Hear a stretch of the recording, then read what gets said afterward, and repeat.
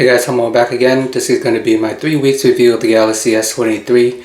I'm pretty much going to freestyle this one. I already did my 2 weeks review. So in that video, I went into more of the specs, cameras and all that. But now I'm just going to talk about my general experience with this phone. So the biggest upgrade you're going to see in this phone is basically the Snapdragon 8 Gen 2. I pretty much harp on this in a bunch of other videos. But in the past, every single year, Samsung always used the newest and greatest chip. This is actually a really good chip, and for once they did use the same chip all over the world. So whether you're in the UK or anywhere, you get the same exact chip and not the Exynos one. So everyone's getting the best of the best, and it is indeed the best of the best for Android. And you can see that in terms of the battery life improvements, just the standby time in general. So with this phone, I can confidently say that it will last you at least 12 hours a day. If you are somewhat of a heavy user, and if you are a light user, it has excellent standby time. I had at least one day where I reached the 26-hour mark of battery life, and it is the first time ever in any Android devices that I was able to achieve a full all-day battery life, and it is due to the new chip with the excellent standby time. In the past, Samsung haven't been known for their standby time, even in the Galaxy S22 last year. Typically, my phone would die about 2 to 3 p.m. in the afternoon, and then I usually wake up at like 8 a.m. So that's about 7 hours of overall battery life that I was averaging with the S22. But with the S23, like I mentioned earlier, I get 12 hours on average if I use my phone a lot.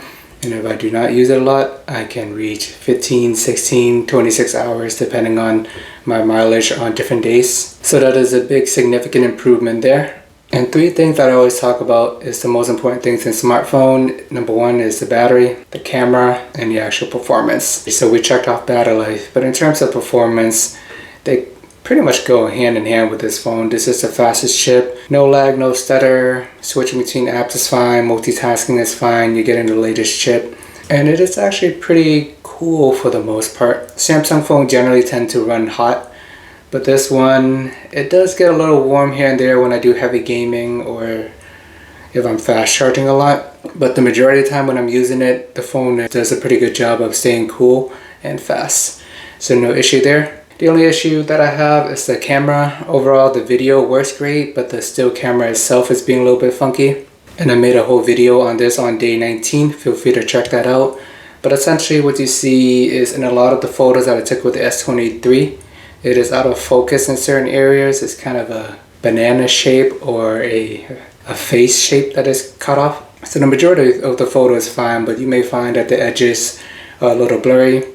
Some people think it's a hardware problem. Others think it can be fixed with the software updates. As of March 15th, I still haven't had the latest March update yet. I've been checking every day to see if there's anything that can be done there.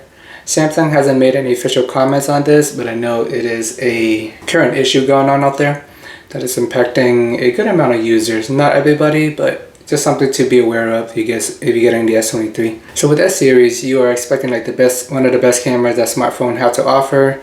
Whether you use it or not, I expect it to be great. So hold Samsung to a high standard there. Slightly disappointed that they having these focus issues. Then again, it's still a new phone. Even though it looks exactly the same as last year, the only thing they did was remove the camera housing around the lens. Now the small S23 looks the same as the Ultra. So that's like the biggest difference you can see in terms of design. Otherwise, everything else looks and feels the same. The inside is where you're getting like the biggest spec boost just in terms of the chip alone and battery life improvements. But you already have a Galaxy phone over the last few years. You don't necessarily need to upgrade to the regular S23. Even though the battery life in the prior generation isn't as great, they are equipped with 25-watt fast charging. So it's really not that big of a deal to plug in your phone for half an hour and then it will last you through a full day. And with Samsung phone, you're getting one of the brightest display, so no issues there. And that's pretty much a given at this point. It's considered a compact phone by today's standard. It is 6.1 inches. Although it is technically compact, it is on the long and skinny side. If you need to reach a button all the way on the top right-hand corner or left-hand corner, you do have to slide and bend your phone a little bit, do some phone gymnastics to reach the top. So it is still small, just reaching the edges, but it is kind of a big phone if you think about it. It's just that the bigger phones keep getting bigger and bigger, so this phone feels smaller, if that even makes any sense. The price tag is a little bit too high at $800. I wish they started off at $700. That would have been the perfect price point.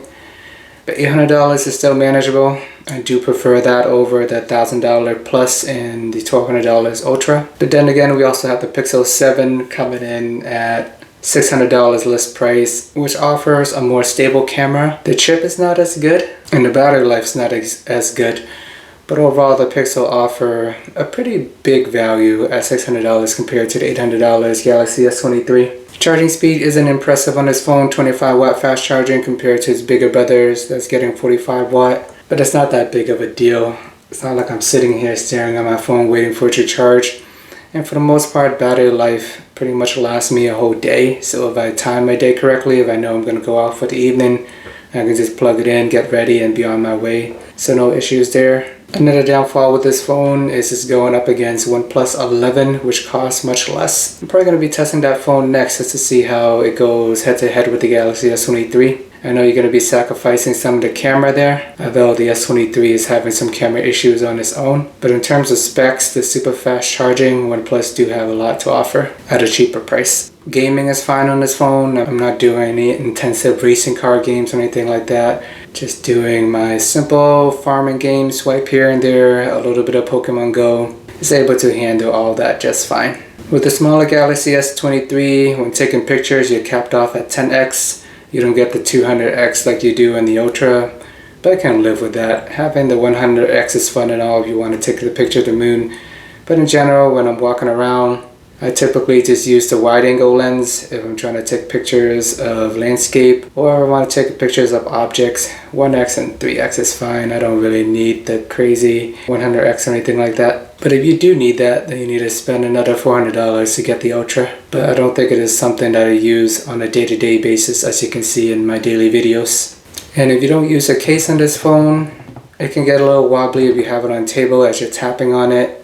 Not an issue, but since I don't really use a case, it does annoy me a little bit as I'm playing certain games, it's wobbling back and forth. The S23 only have UFS 3.1 compared to the UFS 4.0 on the Ultra. I don't really notice that much of a difference in general, but it's supposed to be faster app loading, booting games, everything run more smoothly. But on a day-to-day basis, it is a pretty minor difference. I'm pretty sure you stare at it, it is kind of like comparing 90Hz to 120Hz refresh rate. If you have two phones side by side, you're going to notice it, but using your phone going about your days, no one is staring at the phone that closely to notice all these little details. So that I can live without. The mic is actually pretty good on this phone. I do a lot of videos where I walk around and do vlogging, and it's pretty loud outside. I'm not usually screaming into my phone. I'm pretty soft-spoken, and the mic does a pretty good job of picking up all the audio. 10 o'clock, phone is at 1%. Another day, another trip to Home Depot. And I'm actually recording this video using the Galaxy S23 as well. So the quality right now is on the portrait video mode. I'm actually using an external mic at the moment since the phone is further away.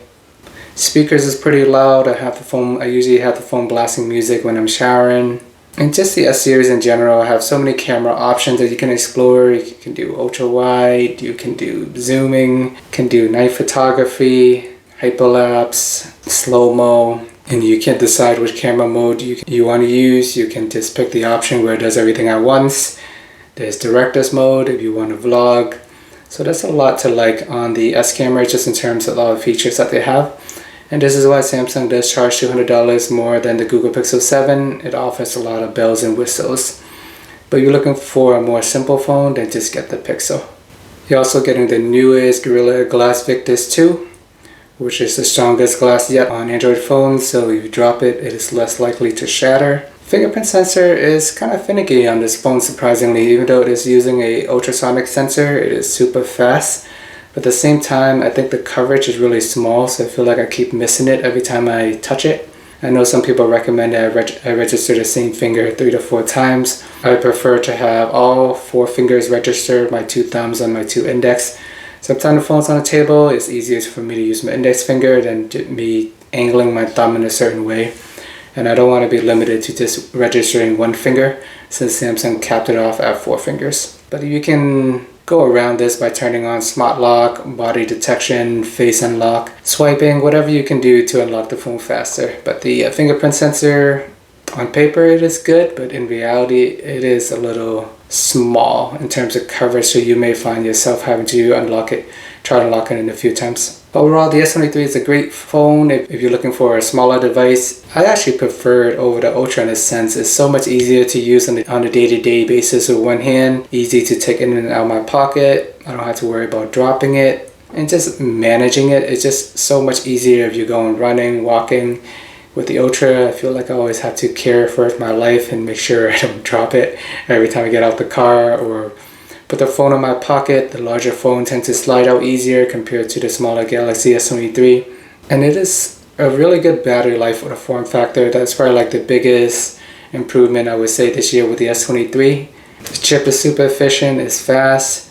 I wish they fixed the camera issue at some point, because I know most people don't take photos every day, but when you do want like the most clearest photos that you can get. You don't want any out of focus blurry areas. And for Samsung, I do hold them to a higher standard because they have been making great cameras for many years. So hopefully they can fix this one with the software updates. They don't have the fastest charging, but 25 watt I think is manageable by today's standard given the improved battery life. I do wish that they include the charger in the box though. I know everyone's trying to be fake eco-friendly, but at the same time they're still trying to pump out new phones every 6 months and sell these accessories. So it's more of a money saving measure for them. OnePlus on the other hand is offering 80 to 100 watt fast charging and they're including the chargers in the phone. So look forward to testing the OnePlus 11 next. I still wish that the S23 was a little bit cheaper. $800 is on the high end. So I know I get this question a lot, if the S23 is better than the Pixel. I would say it is better for performance and battery life, but Pixel is better for the camera. So it depends which one you value more. And I think the Pixel is a better bargain at $600. I don't believe that the S23 is worth $200 more than the Pixel. And I do not think that the S23 is 25% better than the Pixel.